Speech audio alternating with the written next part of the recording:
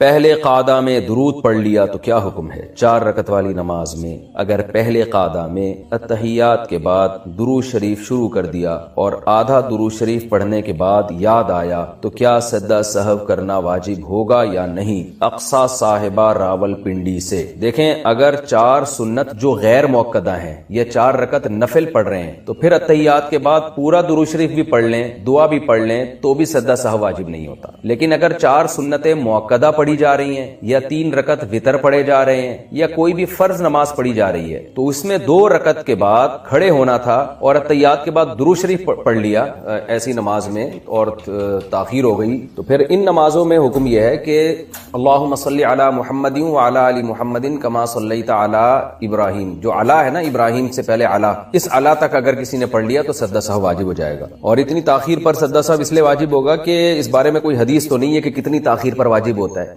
تو اس لیے فقہا کا اختلاف ہوا ہے، تو بہت سارے اقوال ملتے ہیں فقہا کے۔ تو ہمارے نظر میں راجح قول یہ ہے کہ نماز کی جو 3 تسبیحات ہیں نا وہ پورا ایک رکن کے برابر ہوتی ہے، تو ان 3 تسبیحات کے بقدر اگر تاخیر ہو جائے گی تو یہ تاخیر ایک شرعی تاخیر کہلائے گی، جس کو شریعت میں معتبر سمجھا گیا ہے دوسرے مقام پہ، کیونکہ اس سے پورا ایک رکن ادا ہو جاتا ہے۔ تو 3 دفعہ سبحان ربی الاعلی یا 3 دفعہ سبحان ربی العظیم، اس کے 42 حروف بنتے ہیں، تو یہ 42 حروف اعلی ابراہیم تک بن جاتے ہیں۔ اور بھی اقوال ہیں، ہماری نظر میں راجح قول یہی ہے، تو کوئی کسی بھی قول پر عمل کر لے اس کی نماز انشاءاللہ درست ہو جائے گی۔ ہماری نظر میں راجح یہی ہے۔ تو اللہم صلی علی محمد وعلی آل محمد کما صلیت علی ابراہیم وعلی آل ابراہیم، تو کما صلیت علی تک اگر کوئی پہنچ گیا تو یہ اتنی تاخیر ہے کہ اس سے سجدہ سہو واجب ہو جائے گا۔ تیسری رکعت میں سورت ملانا بھول گئے تو کیا حکم ہے؟ 4 رکعت سنت میں تیسری رکعت میں سورت ملانا بھول جائیں تو کیا سجدہ سہو واجب ہوگا؟ محمد اسد ربانی بہار سے۔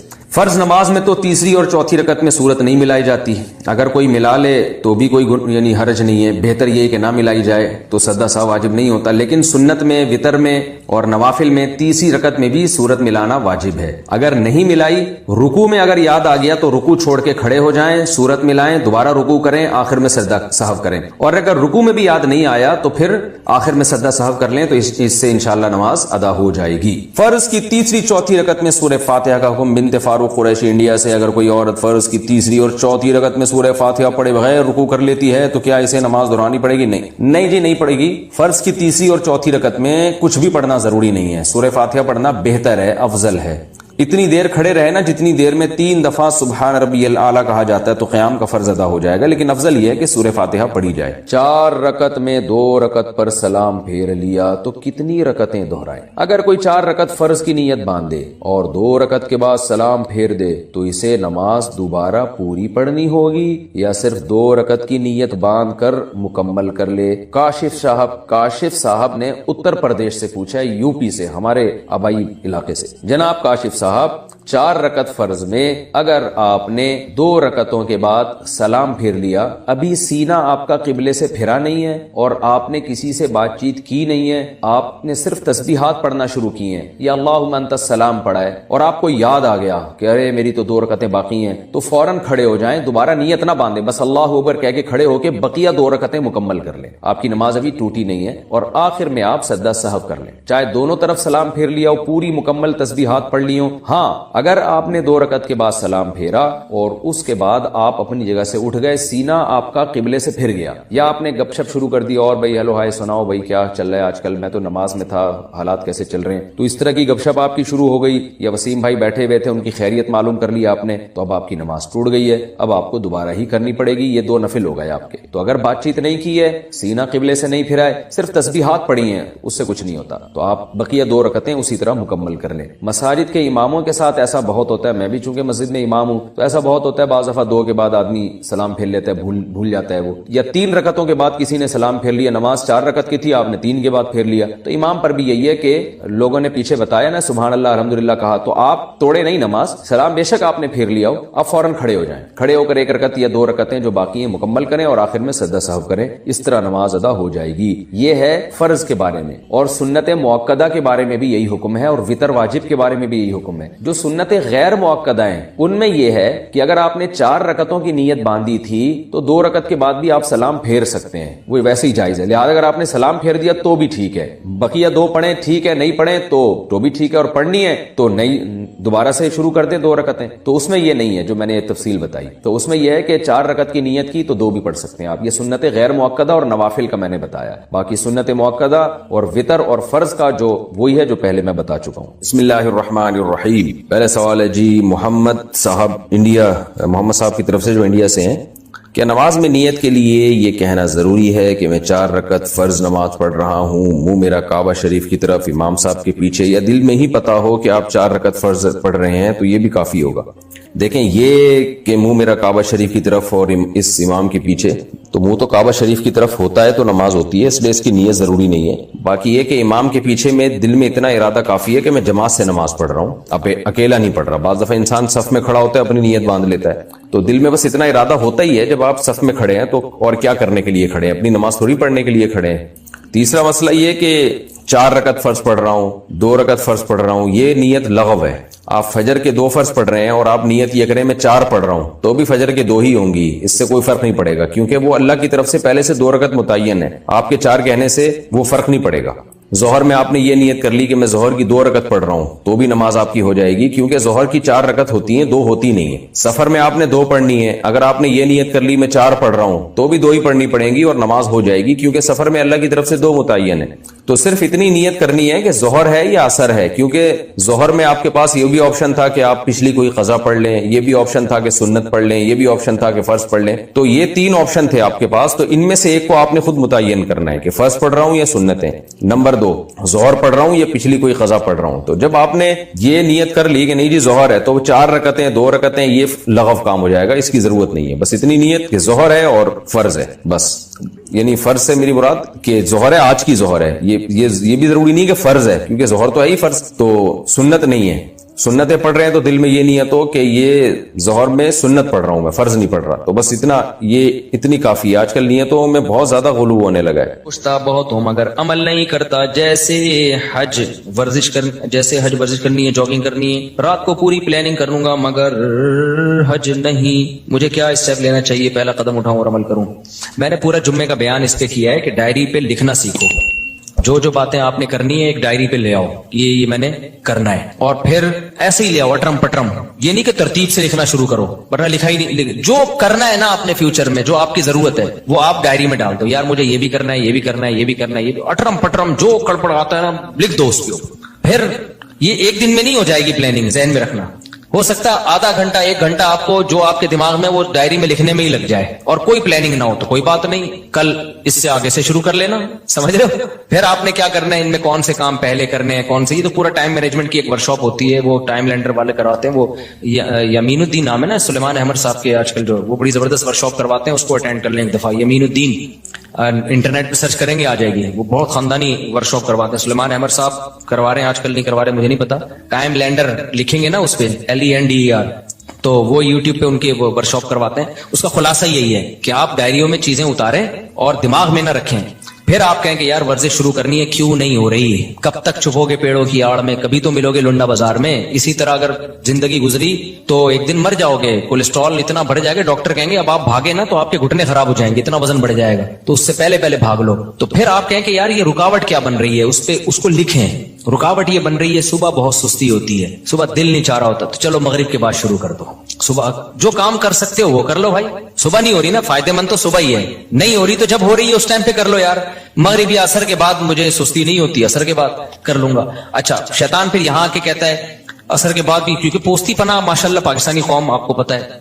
آپ نے ڈائری میں لکھ دیا بھائی صبح ہمت نہیں ہوتی، عصر کے بعد کروں گا میں، یہ آسان ہے میرے لیے. عصر کے بعد بھی نہیں ہوگی مجھے پتا ہے، عصر کے بعد بھی نہیں ہوگی. پھر آپ عصر کے بعد کہو گے اس سے بہتر ایک سموسہ کھا لو، چائے پی لو. تو پھر آپ پلاننگ یہ کرو کہ یار عصر کے بعد بھی نہیں ہوئی، وجہ کیا ہے؟ وجہ یہ کہ ابے سوچو آپ جا کے دوڑو گے پارک میں، تو یار ऐसा करो, दौड़ेंगे नहीं, पार्क में वॉकिंग कर लूंगा मैं 15 मिनट, ये तो हो जाएगा ना। तो ये लिख दो, कल वॉकिंग करूंगा, खाली जॉगिंग के तस्वुर से रूह कांप रही है। तो अब फिर क्या होगा पता है, फिर आप अबे 20 मिनट कौन वॉकिंग करेगा यार, इससे बेहतर है वो जो मेरा दोस्त आया हुआ है उसके साथ इधर ही बैठ के, क्योंकि वो कौन सा वॉकिंग के लिए आपके साथ जाएगा। तो फिर आपने क्या करना है यार, 15 मिनट भी नहीं हो रही ना, ऐसा करो पार्क का एक चक्कर लगा के आ जाऊंगा बस। तो जो हो रहा है ना वो कर लो, इसका फायदा ये होगा कि अगले दिन आपके अंदर इससे ज्यादा की सलाहियत पैदा, बोलो, मैंने 20 दफा तजर्बा किया है, मेरा जॉगिंग का बिल्कुल दिल नहीं चाह रहा होता था, बाज दफा बे यार सुस्ती हो रही है, जूते पहन के मैंने इरादा किया मैं जाऊंगा पार्क में ना, जॉगर पहन के गेट को हाथ लगा के आ जाऊंगा बस। आज चूंकि ऐसा होता है बाज दफा, मूड ही नहीं हो रहा है यार, सुस्ती, और कोई वजह नहीं होती, वह वैसी सुस्ती, इंसान के साथ ही हवाल होते हैं, हर एक के साथ होते हैं। तो मैंने तजर्बा किया है, शूज पहन लो बस आप, और बोलो मैं पार्क के गेट को हाथ लगा। लेकिन अब आदमी वहां जाता है तो कहता है चक्कर लगा लो यार, कर लो भाई, ठीक है ना। जिम कभी कभार जाना होता है, हम जाते भी नहीं पाबंदी से, लेकिन जब जिस दिन स्केजुअल में होता है कि आज जाना है, बहुत ये सब काम ना नौजवानों के शुरू के बड़े जोश होते हैं। मैंने देखे बड़े लड़के आते हैं, जिम जा रहे हैं और स्पीड ब्रेकर बना लिया ना बहुत सारे यहाँ पे, तो 4-6 दिन के बाद फिर सुस्ती शुरू।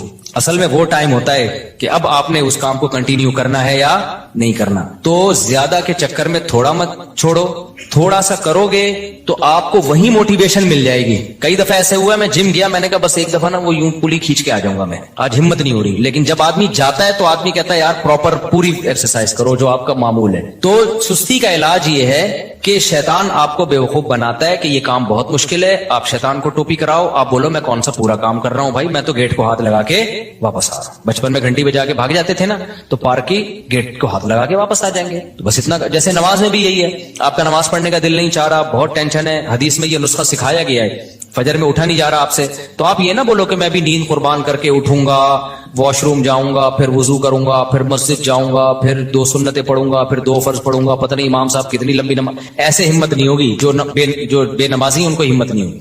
आपकी रात को आंख खुली, आपको शैतान टोपी कराएगा, अबे इतना नेक बन गया तू, इस सर्दी में तू जाएगा यार, वुजू करेगा, फिर ये वो, अबे छोड़ यार।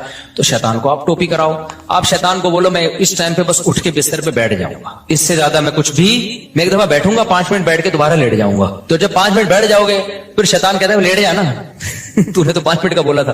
तो आपने शैतान को टोपी करानी है, आपने शैतान को बोलना है, उर्दू में बात करो शैतान से, शैतान को आपने बोलना है कि यार जब उठ ही गया हूं तो वॉशरूम जाने में क्या जा रहा है, थोड़ा रेस्ट रिलैक्स हो जाऊंगा। आमतौर पर सुबह वक्त थोड़ी बहुत पेशाब की हाजत हर एक को होती है आमतौर पर, नहीं तो यार जा रहा हूं वॉशरूम को नलके का हाथ लगा के आ जाऊंगा। तो आप एक दफा वॉशरूम से फारिग होके आ जाओ, फिर शैतान कहे लेट जाना, तो आप मैं लेट रहा हूं, सिर्फ वुजू करूंगा, वुजू करके लेट जाऊंगा बस, और कुछ नहीं करना मैंने। मैं आपको यकीन से कहूं आप सिर्फ वुजू करो, उसके बाद आप बिल्कुल फ्रेश। बोलोगे यार वुजू भी एकदम, शैतान मायूस होने लगता है, शैतान बोलता है भाई इतनी टोपियां मुझे आज तक किसी ने नहीं कराई, कहीं और जाके दाल गलाओ, ये बंदा बहुत ढीठ है। आप जब वुजू कर लोगे ना फ्रेश हो जाता है आदमी। हदीस में आता है 3 गिरें शैतान लगा देता है, तो वुजू के बाद तीसरी गिरा भी खुल जाती है, फ्रेश हो जाता है। फिर आदमी आता है और शुक्र अदा करता है यार कितना अच्छा काम मैंने किया, जिंदगी में पहली दफा मैंने किसी अच्छे काम से दिन की इब्तिदा की है। तो ये खूब याद रखो, कम हिम्मती का इलाज ये है कि काम स्टार्ट कर दो आप। और जिनकी पढ़ाई में दिल नहीं लगता ना, उनका भी यही उसूल है, पढ़ाई में दिल नहीं लगता कोई बात नहीं, आप मेज कुर्सी लेके किताब लेके बैठ जाओ बस। आप बोलो कि किताब को एक दफा खोलूंगा बंद करके वापस चला जाऊंगा, मैं यकीन से कहता हूं जब आप बैठ जाते हो ना, किताब खोल देते हो और करीब की नजर कमजोर है तो चश्मा भी लगा लेते हो, तो बस आधे से ज्यादा काम हो गया। तो ये जो सोचता है ना कि मैं ये कर लूंगा, मैं यूं कर लूंगा, इतना नहीं है। हम लोग बहुत सुस्त लोग हैं, हम लोग को बहुत ज्यादा आगे जाने की जरूरत नहीं है। आप प्लान बड़े बनाओ, लेकिन उसकी जो काम की इब्तिदा होगी ना वो इसी से होगी। जॉगिंग नहीं होती वॉकिंग कर लो, वॉकिंग नहीं होती पार्क के गेट को हाथ लगा के वापस आ जाया करो रोजाना, लेकिन इसको पाबंदी करो। ये भी नहीं होता तो थोड़ा सा गली में यूं थोड़ा सा निकले, पार्क की तरफ जाके वापस आ गए। ये भी नहीं होता तो शर्म से डूब के मर जाओ, फिर आप छोड़ दो कि आप दुनिया में कुछ करोगे, सही है ना। फिर बेहतर है चुल्लू में पानी लो और डूब के मर जाओ, क्योंकि इतने सुस्त होते हैं ना। वही मुझे याद आता है, एक बच्चा बड़ा सुस्त था, अब्बा बेजार आ गए यार, कमबख्त कोई काम करता ही नहीं है, तो अब्बा एक मशीन ले आए। अब्बा ने कहा बेटा मैंने तेरे काम आसान कर दिए, बटन दबाएगा जो काम कहेगा वो हो जाएगा। बटन दबा दिया रोटी आ जाएगी, बटन दबा दिया कपड़े आ जाएंगे। वो बच्चा कहता अब्बा बटन कौन दबाएगा, बटन दबाने के लिए एक अलग मशीन लेकर आओ। तो ये चल रहा है मार्केट में। बस जल्दी मसाइल खत्म कर दूं मैं। मुफ्ती साहब सबसे पहले अस्सलाम वालेकुम, इजी पैसा जायज में लोन लेना जायज है या नहीं? देखो इजी पैसा, ये जायज कैश में जो आप लोन लेना, हाँ वो जो लोन लेते हैं ना وہ لون نہیں ہوتا, وہ آپ کو فری وہ کالز دی جاتی ہیں جس کے جو مہنگی کر کے دی جاتی ہیں, اس کو وہ لون سے تعبیر کرتے ہیں کہ آپ 100 روپے کا بیلنس ڈلوا لیں, حالانکہ بیلنس نہیں آتا. 100 روپے میں جتنے کال کے یونٹ ملنے چاہیے نا, جو 80 روپے میں ملنے چاہیے, وہ 100 روپے میں مہنگا کر کے دے رہے ہوتے ہیں آپ کو. تو یہ لون نہیں ہے, لون تو کوئی پیسہ دے رہا ہو نا, یہ پیسہ تھوڑی, یہ تو آپ کو کالز بیچ رہے ہیں, مہنگی کر کے بیچ رہے ہیں آپ کو کالز کے یونٹ, کیونکہ چیز ہمیشہ کیش پہ سستی ہوتی ہے اور کریڈٹ پہ مہنگی ہوتی ہے. تو یہ جائز ہے, اس میں کوئی حرج نہیں ہے, وہ لون نہیں ہے. ہم نے ہر طرح سے اپنے بھائی کو سمجھا دیا کہ کام کرو, صلواتیں بھی بہت سنائی, وہ آپ کے بیان میں موجود ہیں, ان کی اصلاح کر دیں, کام کر لیں, بیوی بچوں کی ذمہ داری اٹھا لیں. جب وہ کسی کام کے نہیں تھے ان کی شادی کیوں کرائی, یہ بھی تو بڑا مسئلہ ہے نا. جب بندہ کچھ کر کے ہی نہیں دے رہا, آپ اپنی ذمہ داری پہ شادی کرا لو گے, تو اس کو جو موٹیویشن ایک ملتی کہ یار میں اچھا کماؤں گا تو اچھا رشتہ ملے گا, وہ موٹیویشن بھی گئی, تو اور سست ہو جائے گا. اب جو بھی بیٹھے ہیں معذرت کے ساتھ, تو ہمیشہ شادی کرائیں, اپنے خرچے پہ بھی کرائیں, لیکن اس بچے کی جو آپ کو لگے کہ یہ کچھ کرے گا, اس کی اسٹائل سے لگ رہا ہے کہ کچھ, یہی نہیں کہ صرف 16 بچے پیدا کرے گا یہ کیونکہ لوگ کہہ رہے تھے کہ آج آپ کیا کام کریں گے, بھائی اب میں 18 بچے پیدا کر کے دکھاؤں گا. تو یہ بھی ایک کام ہے. وہ گلگت میں نہیں, وہ ایک صاحب ملے تھے, ان کے 28 بچے تھے, 4 بیویاں. تو میں نے ان سے پوچھا آپ کیا کرتے ہیں, یعنی اس کے علاوہ اور کیا کیا کام ہیں آپ کے. پھر انہوں نے بتایا کہ میں یونیورسٹی میں پڑھاتا ہوں, عالم بھی ہیں, مسجد کے امام بھی ہیں, یونیورسٹی کو بہت سارے کام کر رہے تھے. میں نے کہا یار یہ تو اس کے علاوہ بھی آپ اتنے ماشاءاللہ کام کر رہے ہیں. تو خالی یہ نہیں کرنے, دوسرے کام بھی کرنے ہیں. تو ہم جو فیملی پلاننگ کے خلاف ہے نا, تو خلاف کا یہ مطلب نہیں ہے کہ صرف یہی کام کو فوکس کریں, آپ نے دوسرے کاموں کے ساتھ نسل کو روکنا نہیں ہے. جتنی اللہ اولاد دے دے تو لے لینی ہے وہ اولاد, اس کے بڑے فائدے ہیں. اچھا بھائی صلواتیں کام نہیں کرتے, بھائی دیکھو اس طرح کے جو لوگ ہیں نا یہ واجب الچترول ہوتے ہیں. میں نے کئی بار ایک واقعہ سنا ہے, میں نے جیسے بتایا نا ایسے پلاننگ کریں, پارک کو ہاتھ لگا کے آ جائیں, اتنا تو کرنا پڑے گا نا, تو ایسا ایسا موٹیویشن ملتی ہے. جو اتنا بھی نہ کر رہا ہو اس کا حل میں ایک دفعہ بیان میں بتا چکا ہوں. ہم مدرسے میں رہتے تھے تو ہمارے سامنے ایک چھوٹی سی بیکری تھی. بیکری چھوٹی سی اس لیے کہ کاؤنٹر چھوٹا سا تھا, باقی تو پوری ان کی فیکٹری تھی پیچھے. اس میں وہ میں نے دیکھا پنجاب کی فیملی تھی, وہ بہت اسپیڈ سے کام کر, وہیں وہ باغر خانیاں اور کیکرس انہی کی وہیں بنتے تھے, اور صبح صبح تازہ تازہ ملتے تھے, بڑا ٹیسٹ ہوتا تھا ان کا. بسکٹ بھی وہ خود بنا رہے ہیں, تو ظاہر ایک تازہ چیز بن کے آئے گی. ہم جاتے تھے مدرسے کے, اکثر طلبہ وہیں سے ناشتہ لیتے تھے, بریڈ لینی ہے, کیک رس لینے ہیں, تو سب وہیں سے لیتے تھے. تو میں ان کو بہت ایکٹیو ہے وہ لوگ. پنجاب کے لوگ آپ کو پتا ہے ویسے بزنس میں ایکٹیو بہت ہوتے ہیں, سست نہیں ہوتے وہ لوگ. تو اب وہ ٹھکا ٹھک ٹھکا ٹھک باہر خانی 20 روپے کی چاہیے, ٹھکا ٹھک ایک دم لائے, پیسے لیے, ایسے اسپیڈ میں کام کر رہے ہوتے تھے.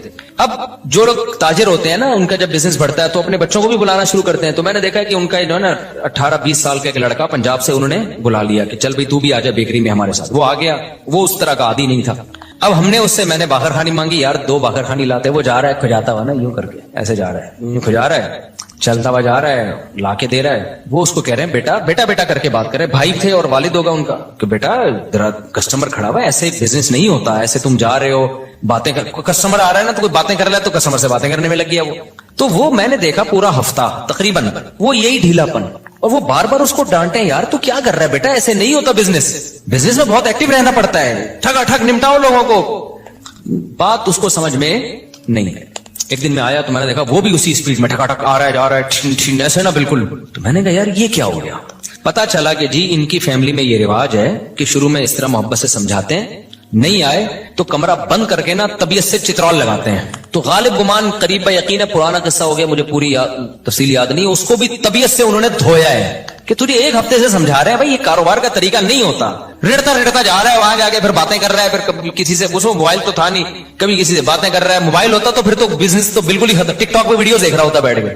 تو وہ طبیعت سے ان کا رواج خاندان میں, پنجاب میں ہوتا ہے, اب بھی ہوتا ہے, طبیعت سے دھو دیا نا اس کو, اس کے بعد ٹھکا ٹھک ٹھکا ٹھک. تو یہاں کوئی بیٹھے ہوئے بہت معذرت کے ساتھ, تو جو اس طرح کا سست ہونا, تبھی یہ بڑا بھائی اور باپ بہت بڑی نعمت ہے. یہ جو موٹیویشنل اسپیکر سے جو چیز نہیں, اچھا جی یہ موٹیویشنل اسپیکر جو ہوتے ہیں نا, جو بتا رہے ہیں ایکچولی ہم نے اسٹرگل, ان کی بھی پیٹے ہوتے ہیں بچپن میں, ابا نے پیٹا ہوتا ہے ایک دفعہ طبیعت سے تو ٹھیک ہو گئے تھے. تو وہ پٹنے کا واقعہ نہیں بتا رہے ہوتے, یہ بتاتے ہیں ایکچولی ہمیں بھی یہ اسٹرگل کی, ہم نے, قوم سست ہے, اس میں کوئی اسٹرگل والا اس ماحول میں پیدا, میں خود بھی پیٹا ہوں, صحیح ہے نا, جو میں آج باتیں کر رہا ہوں بیٹھ کے, میں بھی بڑا سست تھا, کام ہی نہیں ہوتے تھے, سستی, اسکول نہیں آ رہے, ابا لاتے تھے پائپ پکڑ کے کوڑ دیتے تھے. تو 1 ہفتے کے تک الحمدللہ انرجی پیدا ہو جاتی تھی, 1 ہفتے تک ہم بالکل فٹ فاٹ. پھر آہستہ آہستہ ڈھیلا بنا رہا تھا, پھر ابا ایک دم چترول لگا دیا کرتے تھے, کبھی بھائی لگا دیتے تھے.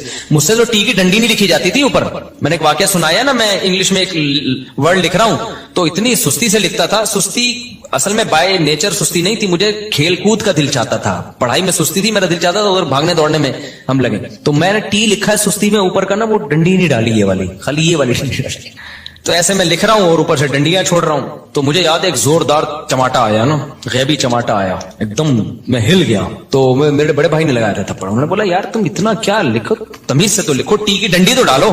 उसके बाद से आज तक इस वाक्य को, मेरा ख्याल है ये 80s का वाक्य, मैं बहुत छोटा था उसको, 87 या 88 की बात होगी, 88 बहुत वंस अपॉन अ टाइम, इतना पुराना तो मैं लग भी नहीं रहूंगा आपको, तो 88 की बात होगी। उसके बाद से आज तक सब कुछ भूल सकता हूं। जब मैं टी लिख, मेरे भाई भी ये वाक्य भूल गए होंगे, जब भी मैं टी लिखता हूं ना, ऊपर की डंडी आज तक मैंने कभी नहीं छोड़ी। हो सकता है कोई लफ्ज लिख रहा हूं, स्पेलिंग गलत लिख दूं, मैं 2-3 अल्फाबेट ही छोड़ दूं, लेकिन जहां टी आएगा तो पूरा आएगा, उसके ऊपर की डंडी कभी भी। तो कुछ चीजें होती हैं जो घर में बहुत सुस्त हो ना, हिल के नहीं दे रहा हो। आपने मोटिवेशनल स्पीकर भी सुना दिए उसको, सबकी तकरीरें सुना दी, हमारी तकरीर फिर भी तो बेहतरीन है, एक दफा उसको तबीयत से धो डालो, इंशाल्लाह सेट हो जाएगा। लेकिन आजकल बच्चे बदतमीज इतने हो गए हैं, बड़ा भाई डांट दे तो वो आगे से जवाब दे देते हैं, बाप डांट दे तो आगे से जवाब दे देते हैं। तो इस बदतमीजी वाले माहौल में तो फिर तरबियत नहीं हो सकती भाई। इसलिए कहते हैं पहले बच्चों को तमीज सिखाओ, बाद में बाकी चीजें सिखाओ। हर तरह भाई को समझाया, वो भाई बेचारा अल्लाह खैर करे। आपने पिछले जुमे में कहा था मैं पहले खुद को स्टेबल करने का हदफ बनाओ, फिर बाद में माँ बाप को हज करवाना, अगर ऐसा करेंगे तो इस साल हज का सीजन चला जाएगा, तो चला जाए भाई। एक साहब ने मुझसे पूछा कि मेरे पास पैसे नहीं है, तो मैं हदफ एक विजन बना रहा हूं कि माँ बाप को हज कराऊं। उनको मैंने कहा था आप गलत चीज को विजन बना रहे हो, आप विजन बनाओ कि मैं पहले स्टेबल हो जाऊं, मैं पैसा कमा लूं। तो उसके तरीके, जब पैसा आएगा तो फिर आपने देखना है कि अब आने के बाद क्या क्या करना है। अब क्योंकि अगर आपने हज को विजन बनाया और आपके पास पैसा आया और आपने हज में खर्च कर दिया, तो हो सकता है उससे ज्यादा जरूरी चीजें रह जाएं। कल आप लोगों के सामने भीख मांग रहे हो, हज तो हाजी तो हो गए आप, तो पहले तो एक स्टेबल तो हो जाओ ना। गरीब आदमी पे हज थोड़ी फर्ज है, अब गरीब आदमी प्लानिंग कर रहा हो हज की, तो प्लानिंग में पहले ये देखना है कि अल अहम फल अहम, हज है हर एक पे फर्ज। अगर हर एक पे फर्ज होता ना फिर आप बनाते, या जिन पे फर्ज हो गया वो तो जरूर प्लानिंग करें हज की, लेकिन जिन पे हज फर्ज ही नहीं है। हमारे एक जानने वाले हैं, गरीब आदमी, मुझे पता है, बेचारे की थोड़ी सी तनख्वाह है और अभी उसकी उम्र है आगे तरक्की करने की। उसने इतने साल पैसे जमा करके ना उम्रे के पैसे जमा किए, बहुत अच्छा जज्बा था उसका। मैंने कहा देखो आप अभी एक गरीब आदमी हो और आपकी अभी शादी होगी, आपके आगे औलाद होगी, इतनी मुश्किल से आपने पैसा जमा किया, उम्रा करना यकीनन बहुत बड़ी इबादत है, लेकिन जितनी गुंजाइश है उस हिसाब से आप प्लानिंग करो ना। आप तहज्जुद में कुछ फोकस कर लो, आप कुछ सदका खैरात कर लो, उम्रा तो मालदार लोगों का काम है। तो आपकी, मुझे पता था उस बेचारे की महदूद आमदन है, मैंने कहा आपको अल्लाह नियत हो गई ना सवाब दे देगा, ये पैसे किसी कारोबार में लगा दो फिलहाल। आप जब पैसा आएंगे तो हज भी होते रहेंगे, उम्रे भी होते रहेंगे इंशाल्लाह, और जो है वो सरोजा लगा लो तबलीग में, ताकि दीन पे कायम रहने की तौफीक मिले।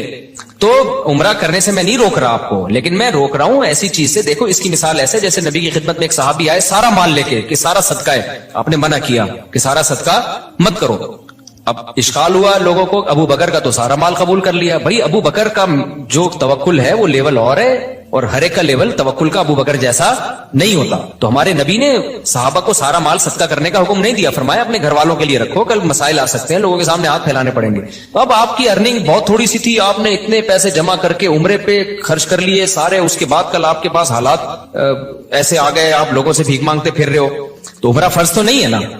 तो इसलिए मैंने उनको मना किया। अब कोई हो सकता है कोई मेरी वो बात को सुन के बोले यार मुफ्ती साहब उम्रे से रोक रहे हैं लोगों को। उम्रे से नहीं रोक रहे, हमें पता है इस बेचारे की अभी कम उम्री है, ये जज्बा इसका अच्छा है, लेकिन इसमें वो फिकी बसीरत नहीं है। कल इसके हालात, कल माँ बाप इतने ताने देते हैं, आज आपके पास पैसे नहीं है तो माँ बाप की आंखों का तारा भी वही है, तहज्जुद में दुआएं भी उस बच्चे के लिए होंगी जो पैसे कमा के ला रहा हो।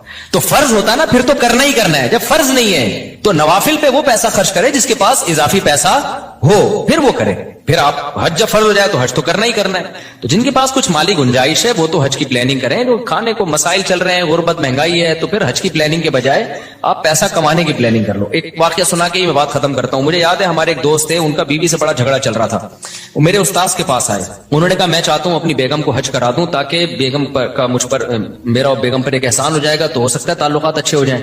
उन्होंने कहा भाई अगर ताल्लुकात अच्छे कराने के लिए बेगम को हज करा रहे हो ना, तो हज के बजाय प्रॉपर्टी लेके बेगम को गिफ्ट कर दो, उससे बहुत अच्छे ताल्लुकात हो जाएंगे। इतनी नेक बेगमात आजकल मार्केट में शॉर्ट चल रही हैं ठीक है ना, कि हज करने से वो ज्यादा खुश किससे होगी कि मुझे प्रॉपर्टी मिली। हाँ, इतनी महंगी प्रॉपर्टी के बेगम के पास जाने का, बेगम पे हज फर्ज हो जाए तो वो तो फिर एक अलग बात है ना, फिर तो वो बेगम को वाजिब हो जाएगा कि बेच के हज करे वो, यानी उससे थोड़ी सस्ती हो।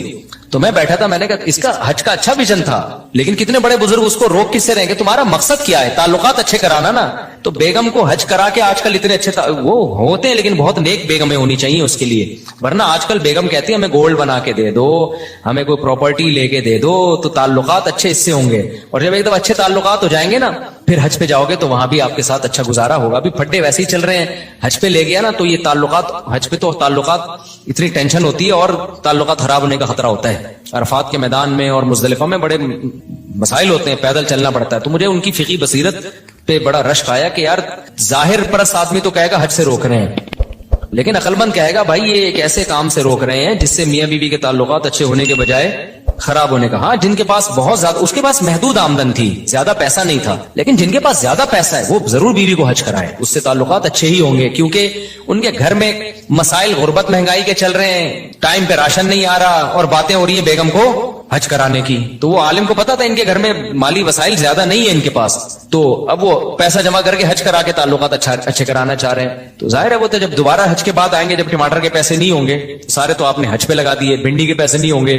تو اور لڑائیاں ہوں گی. بیگم کہے گی حج گیا ایک طرف, بھائی مجھے کھلا بھائی تو اس لیے جو محدود آمدن جن لوگوں کی ہے تو وہ ایسی پلاننگ نہ کریں, وہ پہلے آمدن بڑھائیں, جب آمدن آ جائے گی تو پھر اس میں کہیں کہ یار سب سے پہلے کس کو فوکس کرنا ہے, حج کو, اللہ کے گھر کی زیارت کو. میرے ساتھ اللہ کا کتنا بڑا احسان ہے, میری اب دنیا میں ٹریولنگ شروع ہوئی, میں نے اللہ سے دعا مانگی اللہ سب سے پہلا بیرون ملک سفر میرا بیت اللہ کا ہو. تو میری ایک تمنا تھی کہ سب سے پہلا میرا سفر ملک سے باہر حج کا سفر ہونا چاہیے, تو اللہ نے وہ الحمدللہ قبول کی. میں دنیا میں جہاں بھی گیا ہوں سب سے پہلا میرا سفر ہوا حج کا, اور میں نے یہ بھی کہا اللہ میں نے عمرہ بھی نہیں کرنا, مجھے پہلے حج کرا, فرض پورا ہوگا تو پھر مجھے عمرہ کرنے میں بھی مزہ آئے گا, بھئی ایک ذمہ داری پوری ہو گئی. تو اللہ نے کہا میرے پر احسان ہوا کہ میرا پہلا سفر جو ملک سے باہر ہوا, وہ ایک اور سفر بھی ہوا تھا, وہ زیادہ ڈیٹیل میں نہیں جاؤں گا میں اس کی. تو جو آفیشلی جو سفر ہوتا ہے نا وہ ہوا میرا, وہ حج کا سفر ہوا. تو میں نے کہا اب دنیا میں جاؤں, پہلی دفعہ آدمی جائے گا, ہاں بھائی ملک سے باہر نکلے تو اللہ کے گھر کی زیارت کے لیے. تو میں لوگوں سے بھی کہتا ہوں جب آپ کے پاس وسائل ہیں تو بھائی سب سے اول درجے پہ حج کو رکھو. وسائل نہیں ہیں تو پھر حج کی پلاننگ بناتے بناتے جو بہت سارے اور بھی ضروری کام ہیں وہ آپ کے رہ جائیں گے. حج کر کے آ جاؤ گے اتنا پیسہ اکٹھا کر کے, اس کے بعد پھر وہی ماں باپ بولیں گے بیٹا اب ہماری بیماری کے پیسے ہیں نہیں تیرے پاس, ہمیں علاج کرانے کو تو نے حج پہ لگا دی. اور حج میں بھی بعض دفعہ بیمار ہو جاتا ہے انسان, بوڑھے لوگ تو بہت زیادہ بیمار ہونے کا خطرہ ہوتا ہے, پرچی دیتے ہیں مجھ سے پوچھتے ہیں, اس لیے میں نے آج ان کا ذرا ڈیٹیل میں جواب دے دیا ہے کہ آپ پیسہ کمانے کی پلاننگ کر لیں اور اس میں یہ نیت کریں کہ جب پیسہ آئے گا تو پھر میں حج کروں گا بھی, کراؤں گا بھی, عمرے بھی کروں گا, زکات صدقات بھی دوں گا, خیرات بھی کروں گا. آنے دیں, آنے سے پہلے دکان پکوڑوں کی اور باتیں کروڑوں کی اچھی نہیں لگتی ہیں باتیں. آئندہ یہ پرچی میرے پاس نہیں آنی چاہیے ورنہ میں تجھے حج کرا دوں گا, بتا رہا ہوں. 1 سال سے پرچی آ رہی ہے میرے پاس. مفتی صاحب زلفوں کی شرعی حیثیت بیان کریں. بھائی زلفیں رکھنا جائز ہے, بال بڑے رکھنا. دیکھو شریعت میں 3 کیفیتیں, یا تو پوری ٹنڈ کرا کے رکھو, لوگ شعر پڑھیں حسن تیرا اس طرح سالم رہا, سر مڈانے پر بھی تو ظالم رہا. بعض لوگ ٹنڈ پہ اچھے چمکتی ہے ٹنڈ کے اوپر. دوسری آپشن یہ ہے کہ بال چھوٹے رکھو لیکن چاروں طرف سے برابر. یہ جو کہیں سے بال چھوٹے کہیں سے آج کل نئے فیشن آ رہے ہیں بالکل عجیب عجیب قسم کے, یہ صحیح نہیں ہے, نبی صلی اللہ علیہ وسلم نے منع کیا ہے. اور تیسرا بڑے بال رکھنے تو پٹے والے بال رکھو, سارے بال پیچھے لے جاؤ, یہاں سے جتنے چاہو بڑھاؤ, یہاں تک بھی لا سکتے ہو, یہاں تک بھی لا سکتے ہو, کندھوں تک بھی لا سکتے ہو. کندھوں سے نیچے نبی صلی اللہ علیہ وسلم سے ثابت نہیں ہے, جائز وہ بھی ہے کیونکہ ناجائز ہونے کی کوئی دلیل نہیں ہے. جائز یہ بھی ہے کہ کندھوں سے نیچے بھی رکھ سکتے ہو, لیکن اتنے بڑھتے ہی نہیں مردوں کے بال. لیکن بہتر علماء کہتے ہیں کندھوں سے نیچے نہ جانے دو, کندھے ہو جائیں تو پھر کاٹ دو. تو نبی صلی اللہ علیہ وسلم کے بال یہاں تک پہنچتے جب کاٹتے تو کانوں کی لو تک آ جاتے, پھر بڑے ہو جاتے. مجھے بڑے بالوں میں فائدہ یہ ہے کہ میں عمرہ کرتا ہوں نا, 1 انچ بال کاٹ لیتا ہوں تو اس میں 10 عمرے اور ہو سکتے ہیں. سمجھ رہے ہیں نا, لوگ کہتے ہیں یہ کیا کاٹے ہیں آپ نے بال, اس میں تو 10 عمرے اور ہو سکتے ہیں. تو میں کہتا ہوں بھائی بڑے بال کا ایک بڑا فائدہ ہے. تو جو جن کے چھوٹے بال ہوتے ہیں ان کو سر مڈانا پڑتا ہے. تو پہلی دفعہ جب ہم نے حج کیا, عمرے کیے, تو سر مڈانے کی سنت زندہ کر لی. اب ہم نے کہا چلو اب قصر بھی جائز ہے. قصر کا مطلب بال کٹوانا. تو آپ بڑے بال رکھ سکتے ہیں, شریعت میں جائز ہے, جتنے چاہیں بڑے رکھیں, لیکن بہتر یہ ہے کہ کندھوں سے زیادہ نیچے نہ جانے دیں. جانے دیں تو بھی ٹھیک ہے. اچھا آج کل لڑکوں نے بالوں میں چٹیاں بنائی ہوئی ہوتی ہے پیچھے, اس کو بھی لوگ اعتراض کر رہے ہوتے ہیں چٹیاں بنا کے گھوم رہے, تو یہ بھی جائز ہے. فقہاء نے صدیوں پہلے مسئلہ لکھا ہے کہ عورت اگر چٹیا بنا کے غسل کرے گی تو غسل ہو جائے گا, چٹیا کھولنے کی ضرورت نہیں ہے. کسی مرد کے بڑے بال ہوں اور اس نے بالوں کو جوڑا بنایا ہوا ہو تو وہ اگر فرض غسل کرے گا تو اس کو وہ جوڑے کو کھولنا پڑے گا. تو بنانا جائز تھا تبھی تو علماء نے لکھا نا. تو اگر آپ کے بڑے بال ہو گئے ہیں, میرے تو اب رہے نہیں بال, 4 شادیوں کی وجہ سے نا تھوڑے سے رہ گئے. اس عمر میں یہ بھی غنیمت ہے. میرے تو جب آپ اگر 10 سال پہلے بال دیکھ لیتے بہت ہی گھنے بال اور یہاں تک پہنچے ہوئے تھے. تو 4 की वजह से नहीं, उम्र का भी एक दखल होता है इसमें। तो जितने बड़े बाल रख लो आप, लेकिन बेहतर क्या है, कानों की लौ तक लाओ, जब यहां तक आ जाए तो फिर काट के छोटे कर दो, इस तरह से। तो हर जायज काम करने का नहीं होता। आपको जो सूट, असल में अल्लाह ताला चाहते हैं, जीनत को पसंद करते हैं। हदीस में आता है इन्नल्लाह जमीलुन युहिब्बुल जमाल, अल्लाह जमील है, जमाल को पसंद करता है। तो जो आप पे सूट कर रहा है वो काम करो। शरीयत ने खामखा की पाबंदियां नहीं लगाई हैं, जो आपको अच्छा लग रहा है वो काम करो यार, बस देखने में अच्छे लगो आप। मैं आड़े तिरछे बाल ना काट दो कि यहाँ से वो जो चूहा नहीं होता कांटों वाला, बाल यूं उठे हुए होते हैं और यहाँ से गंजे हुए होते हैं, ये सब जायज नहीं है। तो नॉर्मली जो आप पे जो लिए अच्छा लग रहा है वो रखो भाई। अच्छा भाई, मुफ्ती साहब अगर क्या कहते हैं, सलाम कबूल करने से पहले हाथ या जिस्म पर क्या बनाया हुआ है, टैटू बनाया हुआ हो तो सलाम, इस्लाम अच्छा कबूल करने के बाद इसको क्या मिटाना लाजमी होता है? जी लाजमी होता है अगर मुमकिन हो, अगर मुमकिन नहीं है तो फिर छोड़ दो। ये टैटू बनवाना हराम है, नाजायज है। नबी सल्लल्लाहु अलैहि वसल्लम की सही हदीस मौजूद है, आपने लानत फरमाई है जिस्म गुदवाने पर। लेकिन अब कर लिया आपने काम तो तौबा कर लो, अब तौबा कर लो, अब हटवा सकते हो तो हटा दो, नहीं तो छोड़ दो उसको, बस अब जो काम होना था हो गया, रिवर्स नहीं हो सकता वो। मैंने सुना है कि जहां फर्ज अदा करें वहां सुन्नत नहीं हो जाती है। भाई जहां चाहो सुन्नत पढ़ लो, बेहतर है उस जगह से थोड़ा सा हट जाओ। क्या निकाह के बाद जितने दिन रुखसती में ताखीर हो तो क्या हर दिन गुनाह मिलता है? नहीं मिलता भाई, आपकी बीवी है। ड्रॉप शिपिंग में यही होता है, सौदा हो जाता है, डिलीवरी जो बाज़ावा 2 दिन बाद हो रही होती है, 3 दिन बाद। तो ऐसे ही निकाह में बेगम आपके नाम हो गई है, अब डिलीवरी आप अपनी अंडरस्टैंडिंग से आपकी जब चाहे रख लें आप। क्या ख्याल है? वो आपके पराठों पे डिपेंड करता है कि आप डेली कितने अंडे पराठे हजम करते हैं। तो जो जितने ज्यादा हजम करते हैं वो चाहते हैं जल्द से जल्द डिलीवरी हो, और जो धनिया पुदीने पे चल रहे हैं वो कहते हैं ना ही हो तो बेहतर है। 2-2 साल 3-3 साल पता नहीं बैठते कैसे हैं ये लोग। मैं तो हैरान हूं यार, अल्लाह ने बीवी को इतना अट्रैक्टिव बनाया है, मर्द के लिए औरत को, कि कैसे 1-1 साल रुखसतियों में ताखीर करते हैं, लेकिन हमारी समझ से बालातर है भाई। आदमी का जब जाहिर एक जगह निकाह हो गया, उसकी बीवी बन गई, वो तो अगर मर्द का बच्चा होगा तो हर वक्त खोपड़ी कहां जाएगी? उधर ही घूमेगी यार। मेरी बेगम है, हलाल है मेरे लिए। तो अब ये लोगों के दिलों के हालात तो अल्लाह ही जानता है। तो हमने मेयार मुतय्यन करना है भाई कुरान और सुन्नत से, अल्लाह से।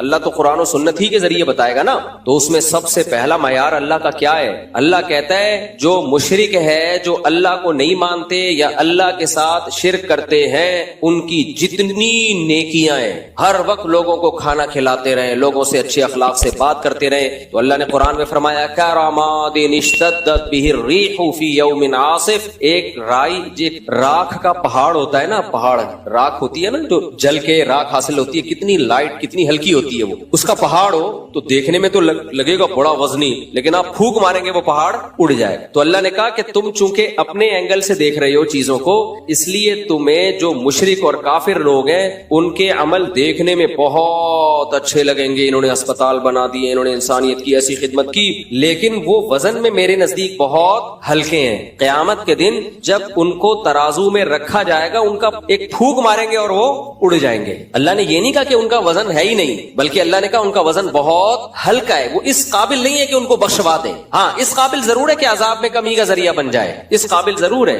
कि अजाब में कमी का जरिया, बख्शवा नहीं सकता उनको। और अल्लाह की नजर में जो सबसे बड़ी नेकी है वो क्या है? तौहीद, अल्लाह के वजूद को मानना और अल्लाह को एक समझना। हालांकि इंसानियत की नजर में तो कोई ये बहुत बड़ी नेकी नहीं है। अब यहाँ एक सवाल पैदा होता है कि अल्लाह ने ये एंगल रखा हुआ क्यों है? अल्लाह ताला इस एंगल से देखता क्यों है? यानी ये क्या बात है कि आप अगर मुशरिक हैं, अल्लाह के साथ शिर्क करते हैं, या अल्लाह के वजूद, जैसे मुल्हिद और एथियस्ट लोग खुदा को मानते ही नहीं है, वो कहते हैं है ही नहीं है, सब ऑटोमेटिकली खुद ब खुद सब कुछ चला आ रहा है। सवाल ये पैदा होता है कि फिर ऐसा वजह क्या है? अल्लाह ने इतना मजबूत मौकिफ क्यों रखा हुआ है, जिसको मैं अपनी जबान में मौकिफ कह रहा हूँ। अल्लाह की तरफ मौकिफ का लफ्ज की निस्बत नहीं की जाती, लेकिन आसान लफ्जों में समझाने के लिए कि ऐसा क्यों अल्लाह ने ये नजरिया है कि भाई ये अगर तुम कुफ्र करते हो, अल्लाह के साथ शिर्क करते हो, तो कोई हैसियत तुम्हारे किसी अमल की अल्लाह की नजर में नहीं है क्यों? देखिए उसकी वही वजह है कि अल्लाह कहता है, हम जब कहते हैं ना ये इंसानों की खिदमत करता है, बहुत अच्छा है, तो अल्लाह कहते हैं सबसे पहले जिसने तुम पर एहसानात किए, जिसने तुम्हें पैदा किया,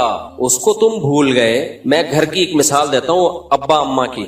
आपकी पैदाइश का सबब आपके वालिदैन बने, माँ ने आपको जना, दूध पिलाया, पाला पोसा, आपके अब्बा ने आपकी तालीम पे खर्च किया, आपको घर दिया, एक तवील अरसे तक आप माँ बाप के एहसान में पले रहे, पल पल पल आप माँ बाप के मोहताज थे। जब आप अपने पांव पे खड़े हो गए, अब आप गरीबों को खाना खिला रहे हो, मिस्कीनों को खाना खिला रहे हो, लोगों के साथ थैंक यू हंस खेल के बात कर रहे हो। अब्बा को लिफ्ट कराने के लिए तैयार हुई। दुनिया तो कहेगी आप बहुत अच्छे हो, लेकिन कोई अक्लमंद होगा ना, نا جو صحیح اینگل سے دیکھتا ہوگا وہ کہے گا اس کا کیا فائدہ، جو اپنے تھے ان کو آپ بھول گئے اور جو غیر تھے ان کو آپ نے اپنا بنا لیا، بلکہ اور تانے ملیں گے آپ کو۔ تو اللہ کہتا ہے نحن اقرب الیہ من حبل الورید هو اعلم بکم اذ انتم اجنۃ فی بطون امہاتکم، وہ تمہیں اس وقت سے جانتا ہے جب تم ماں کے پیٹ میں چھپے ہوئے تھے، اس وقت تمہاری ماں تمہیں نہیں جانتی تھی، اس وقت سے جانتا ہے۔ اسی نے پانی کے اندر ایسے سافٹ ویئر انسٹال کیے ہیں کہ ماں کے رحم میں جانے کے بعد اس میں آنکھ، ناک، کان، دل، دماغ، جگر بنتے ہیں، یہ ساری نعمتیں تمہیں اس نے دی ہیں۔